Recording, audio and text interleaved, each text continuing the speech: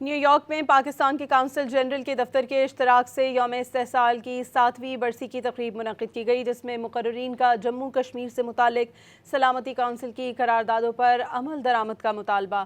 تقریب میں پاکستانی اور کشمیری کمیونٹی کے اراکین، سفارتکاروں، ماہرین تعلیم، طلباء اور سول سوسائٹی کے نمائندگان نے شرکت کی۔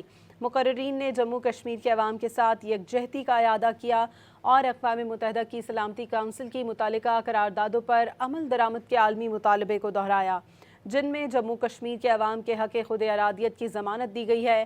پاکستان کے کونسل جنرل نیو یارک عامر احمد اتوزئی نے تقریب کے افتتاحی کلمات ادا کیے۔ اقوام متحدہ میں پاکستان کے مستقل مندوب سفیر عاصم افتخار احمد نے اپنے خطاب میں کشمیری عوام کے ناقابل تنسیق حق خود ارادیت کے لیے پاکستان کی غیر متزلزل سیاسی، سفارتی اور اخلاقی حمایت کا اعادہ کیا۔ انہوں نے کہا کہ پاکستان بھارتی غیر قانونی اقدامات اور مقبوضہ جموں کشمیر میں انسانی حقوق کی خلاف ورزیوں کو بے نقاب کرتا رہے گا۔ انہوں نے 5 اگست 2019 کے غیر قانونی اور یک طرفہ اقدامات کو ایک اہم موڑ قرار دیتے ہوئے کہا کہ ان اقدامات نے دہائیوں پر محیط قبضے اور جبر کو مزید گہرا کیا۔